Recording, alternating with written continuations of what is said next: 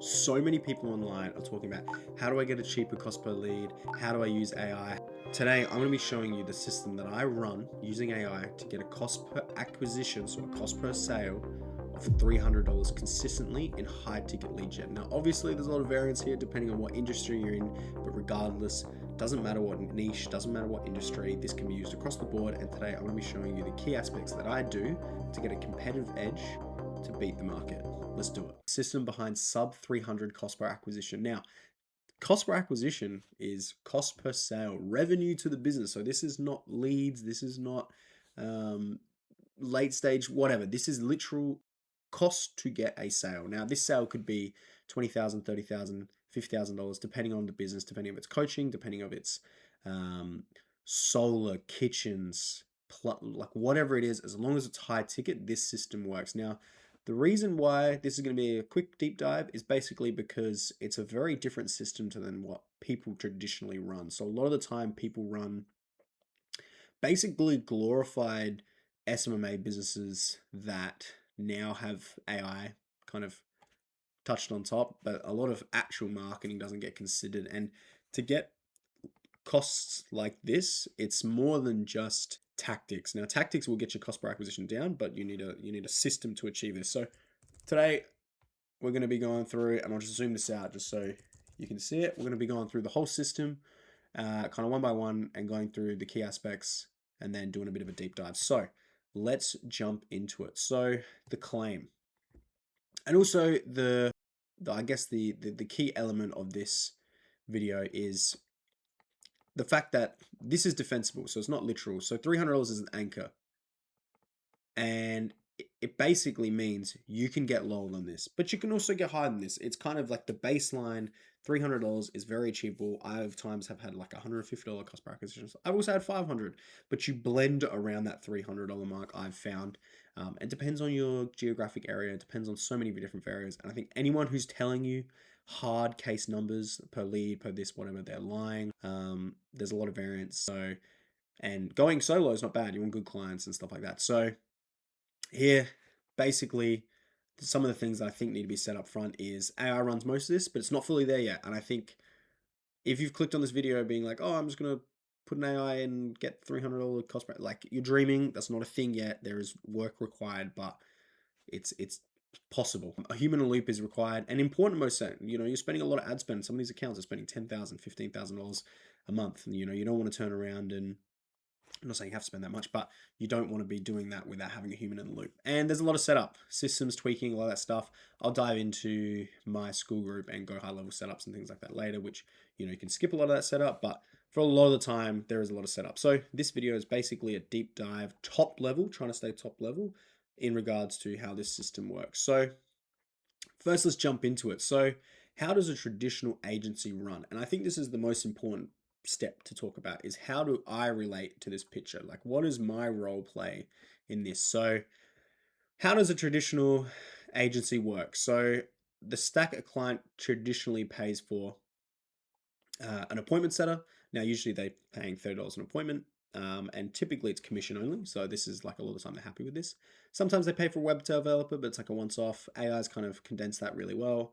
They pay for, someone to do creatives, maybe a videographer, media buyer. Now, these are clients that are seriously taking their marketing seriously. It's not just like your random one-man bands. These are people that are actually trying to grow to a national level, try and grow, maybe franchise. They've got one or two. Like this is your more, established businesses. So it works, but there's quite a high headcount and there's many more roles that play into this.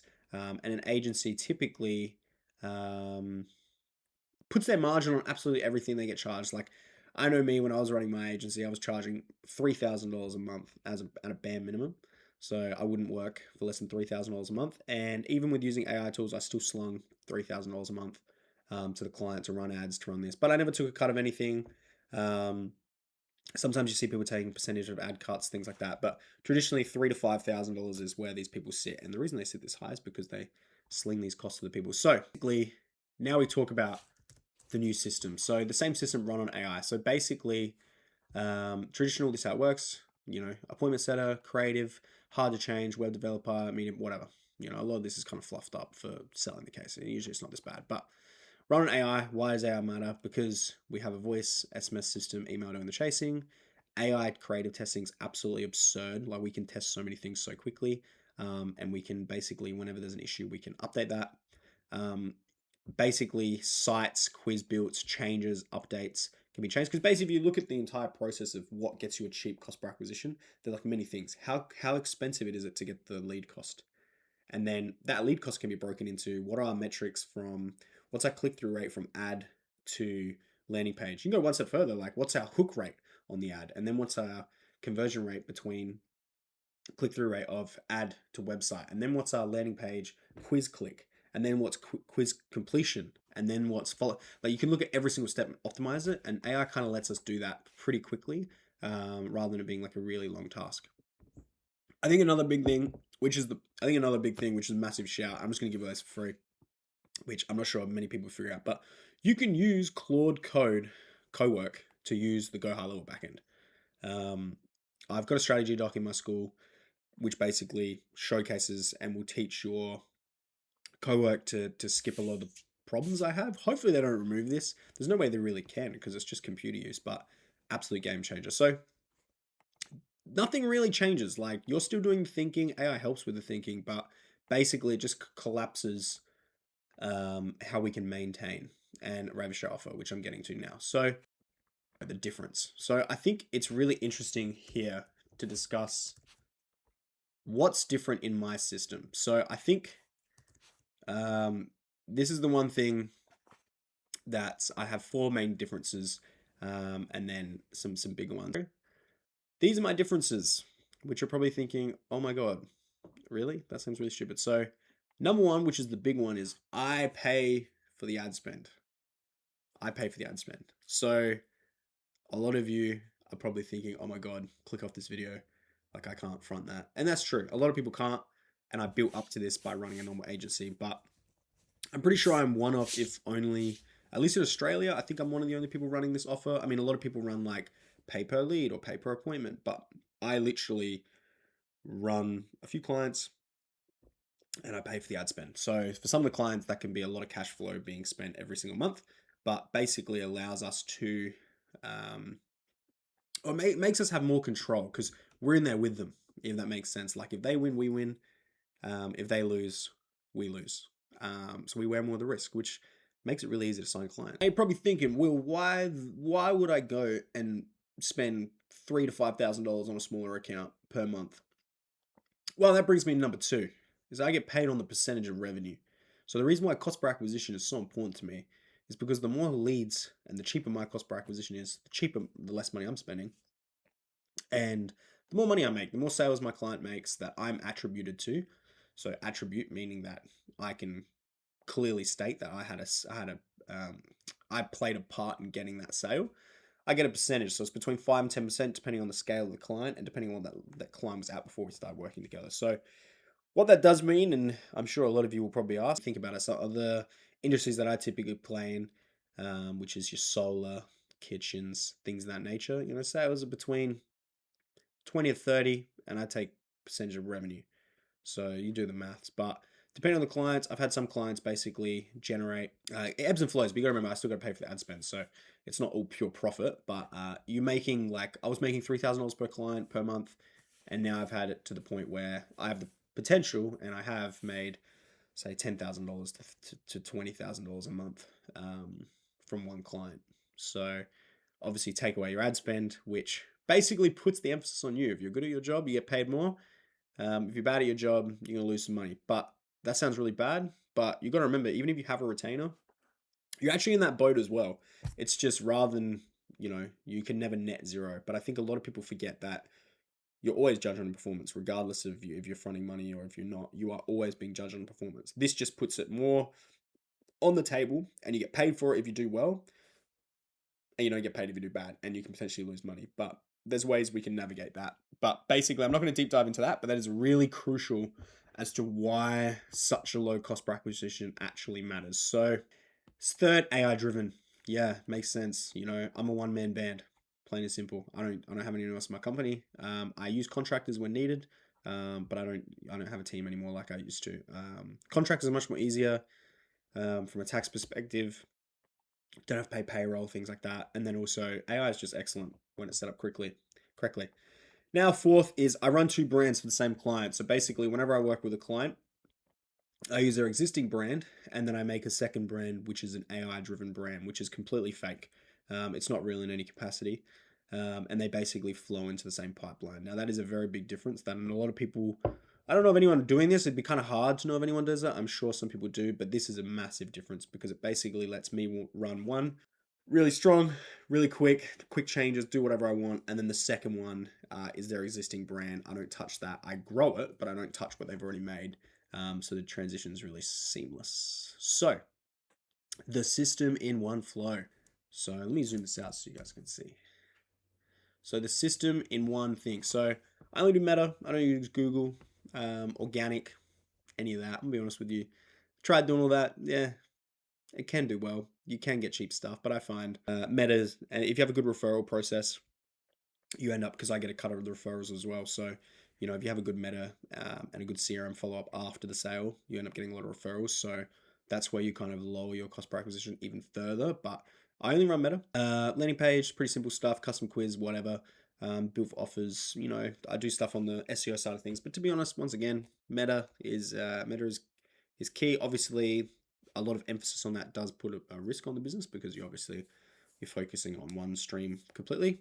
I use Go High Level as my CRM, and my CRM is probably my biggest strength. I think a lot of people are good at getting low cost per leads, and then they wonder why their cost per acquisition is like, you know, $800 to $1,000, and it's because the follow up process sucks. And I think that's a really interesting thing is I'm not just marketing because I can't be, because the sales matter. So I kind of have to act as like a fractional sales manager, if that makes sense. Like my clients, if they're not selling, I'm not making money. So I have to make sure that they're selling, if that makes sense. So, you know, by having a CRM that lets you really play a part in that. And then voice AI is a key thing, discovery call. So this kind of runs you through how it actually works. Meta ad to landing page to CRM to voice AI calls and text emails to a discovery call. And that's when the first human actually touches it. So I make sure that my client sits these two things. So I do everything up to step 5.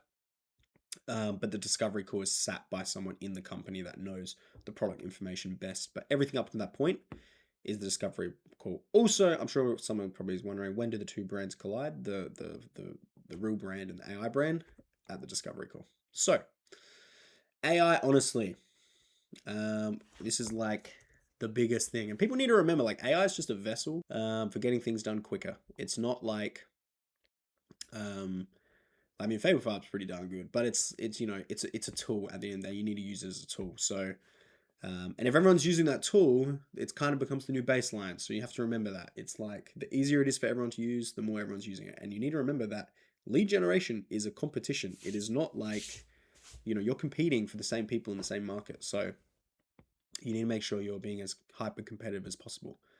So, what is AI good at? Low time investment, results are generally pretty good. Client management is really good. So I use a tool called Claude, which basically, for context, sits on the back of my phone. I don't actually use Claude. It's a subscription model. Hopefully someone sees it from this video because honestly, it's such a scam model. But I use my own server where I send the transcript there and I just transcribe it. And it's cost like 0.03 cents rather than paying like a $60 subscription per month. Like, why would I do that? But it's a good little recording device that sits on my phone. I'm super upfront with the fact that I'm recording my clients and they're happy with it because they know things are getting done from it. So, a lot of the time AI can carry this stuff, client management, etc., etc. Obviously, the human touch they can't. Where it's not where it's not there yet, voice agents like AI agents, they're not as good as human setters, but they kind of are in the sense that they call, like, cost to quality ratio is absurd. Like the fact that it's going to call instantly, text instantly versus a human setter who you're paying, per lead commission. You're not going to beat AI in terms of like quality versus thing. It's a lot of setup. It's actually a mega headache, to be honest.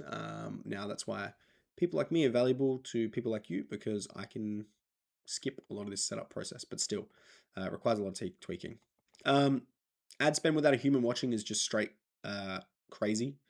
I know a few people that do it, a few close friends that do it in the agency space. That's absolutely absurd in my eyes. I think you can have it watch it, but actually having it alter and change things without you watching it, AI, if you're really trying to beat the market, this can be dangerous.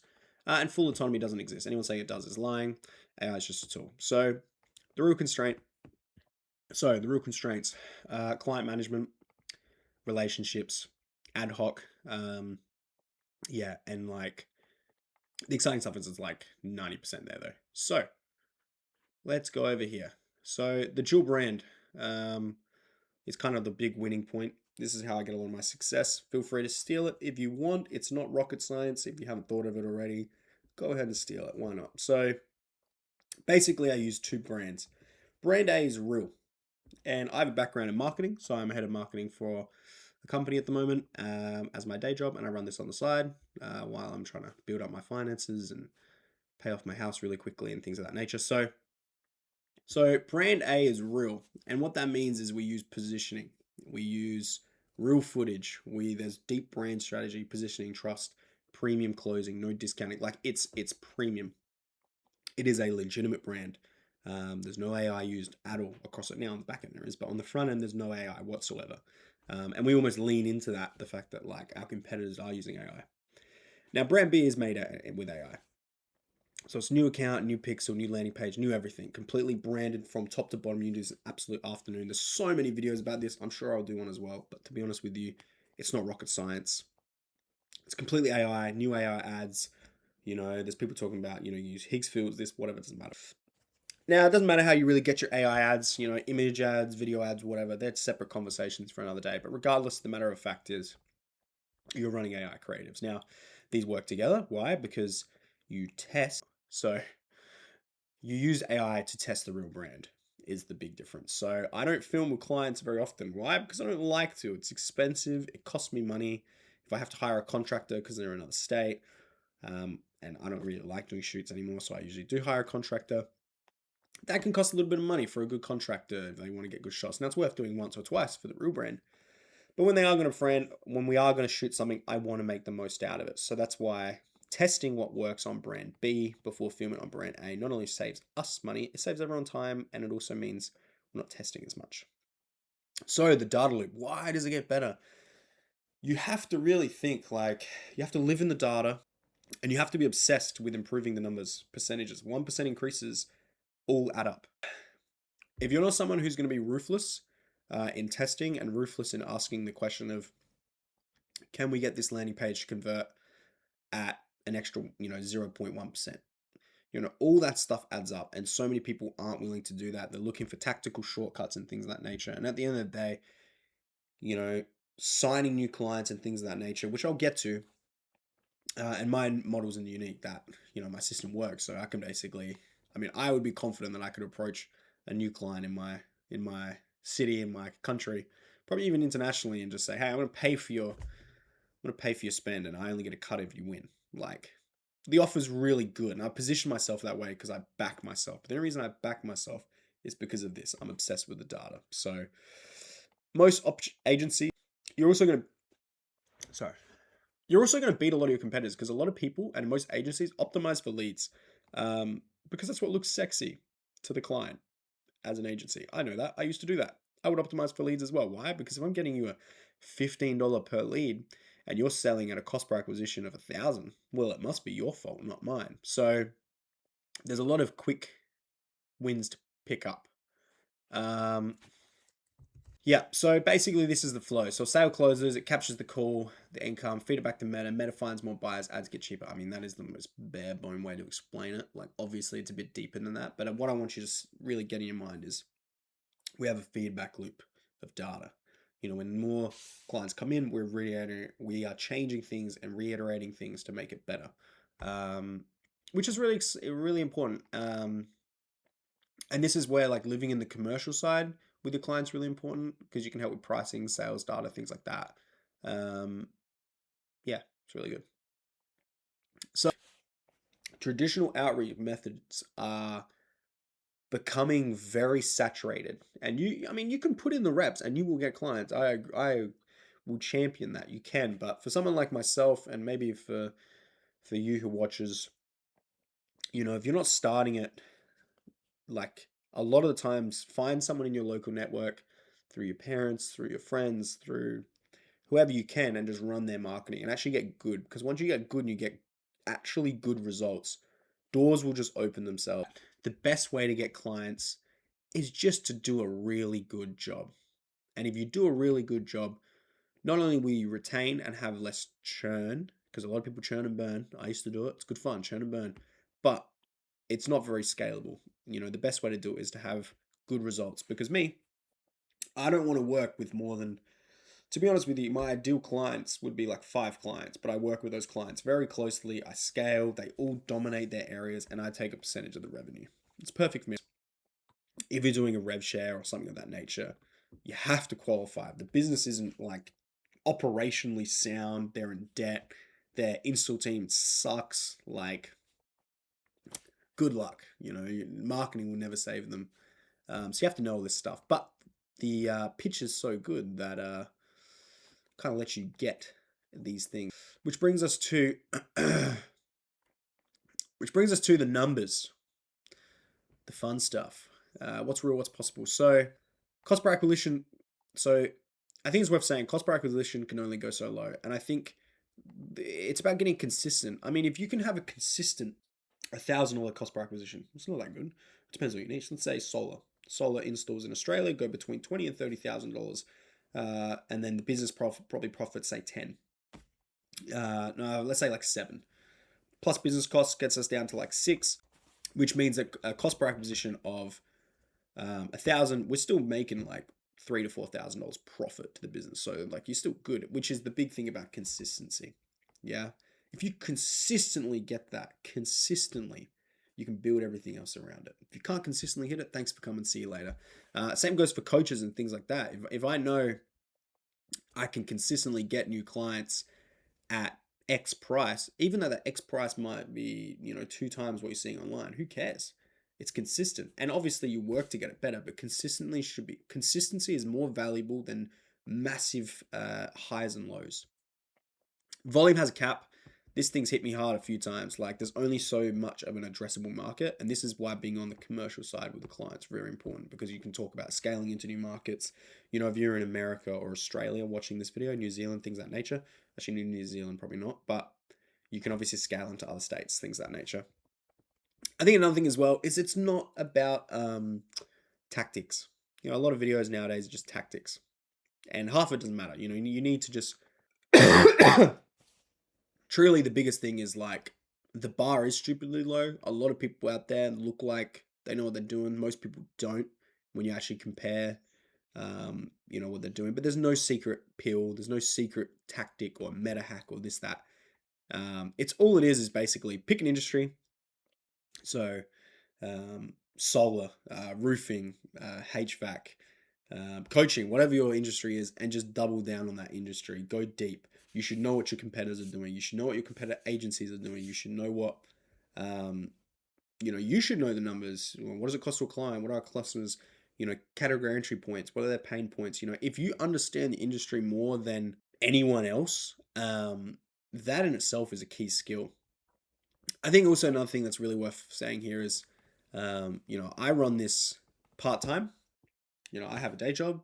A lot of people are studying or also run their job and they want a good side hustle. I think this is excellent. I think AI opens up the door to run more people with less time investment. You're more just of a strategic oversight.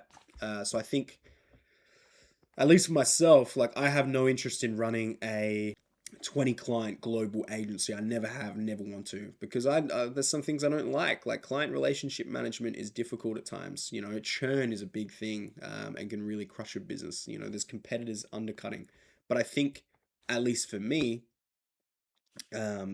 marketing and delivering cheap cost per acquisitions, whether it's for your own business, whether it's to other businesses as an agency, is a great way to build cash flow, and it's a great business you can run in a category to a certain point. I think growing it to the point where, I think anything above $1 million a year agency in revenue, and I think you'd really start, you'd have to commit to a proper team in-house, this system can only take you so far. And I'm not trying to undersell it. I'm just being honest, and I think that's a really key thing. Is like I don't want people thinking that a system like this is going to take me to, oh my god, so much money. I mean, like for me at least, my goal has always been to build my own product brand, and I've found marketing at least to be a skill set I've just happened to pick up. So for me, it's made sense to run an agency, and I've kind of run an agency for the last 5 years. And now there's a better model where I get a bigger cut, and I pay, but it's kind of the same outcome. Like I'm just making more money by the setup. So I think the big thing I'm just trying to get across is be realistic in what you actually want. Because if a lot of people watching this video are probably thinking, "Oh, I want to make money," that's excellent. If you just need to realize same thing with the model you want to, the offer you want to give your agency, paper lead, paper appointment, or pay for ad spend. You really have to ask yourself, what do you want, and what investment do you want to have? So yeah, just being honest. So basically, the takeaway is the takeaway is this: same system as a traditional agency. AI, instead of headcount, cost collapse. That's what AI does. All it does is take the legwork out and collapse the cost and allow you to work on things with less time commitment. The biggest thing to focus on is making sure you're obsessed with the data and the customers that your clients are servicing. If you're obsessed with the data, how do I get 1% here, 1% there, 1% there? You forget tactics and just focus on the grand strategy. It's not hard. It's actually really simple, and that's what makes it so difficult. Is it's that simple. I know that if my click through rate from ad to landing page goes up a percentage, I know downstream my cost per acquisition is going to go down or it's going to go up, if that kind of makes sense. And then it's how do we blend that and keep it consistent? So what am I selling to you? Why I'm making this video? I mean, look, I find it, like I said, I think it's very interesting. I'm at the point now where I consider myself quite good at lead gen. I want to teach that to you guys. So I've made something in a school community called the Lead Gen Blueprint, which basically showcases how to build this system. We have a hot seat model where people can sit down, and once a week or twice a week, we go through and basically people take the seat and they talk about wherever their agency are. You could have no clients and you're in the hot seat, and what have you been doing to get clients? Or you could have 5 clients and how you service those clients. So we do a hot seat. We have all these tools, all the setup I have is yours if you join. Yeah, if you have any questions, I'm more than happy to. If you have any questions, jump in the comments. I'm more than happy to help wherever I can. I really enjoy lead gen as a whole. I love marketing. So let me know what you thought of this system. Is anyone else running this system where it's pay for the leads? If you do, I'd be very interested to hear how you're going with that. Anyway, thanks for watching, and let me know what you want to hear in the next one. Cheers.